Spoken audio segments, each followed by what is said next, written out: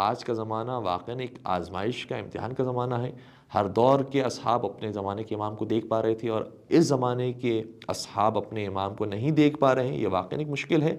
لیکن ساتھ ساتھ اس کے مقابلے میں جو اجر اور پاداش ہے وہ بھی ہماری زیادہ ہے، اور وہ بھی روایات کے اندر بیان ہوئی ہے، جیسے کہ امام زین العابدین علیہ الصلوۃ والسلام نے بیان فرمایا کہ اے ابو خالد کابلی، آخری زمانے کے جو مومنین ہوں گے وہ ہر زمانے کے مومن پر فضیلت رکھتے ہوں گے،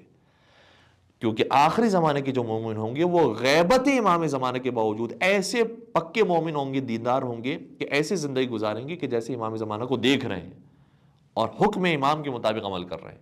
تو اگر آج کے زمانے میں کوئی شریعت کے مطابق عمل کر رہا ہے تو پھر وہ ہر زمانے کے مومن سے افضل ہے،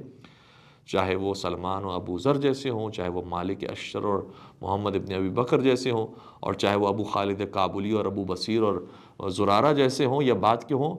کیوں؟ اس ایک وجہ کی وجہ سے، اگر وہ پکے مومن ہیں، 313 والے اگر افراد ہیں، تو اس ایک وجہ سے، کیونکہ وہ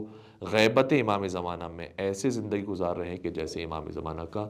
دیدار کر رہے ہوں اور ان کے حکم کے مطابق زندگی گزار رہے ہوں۔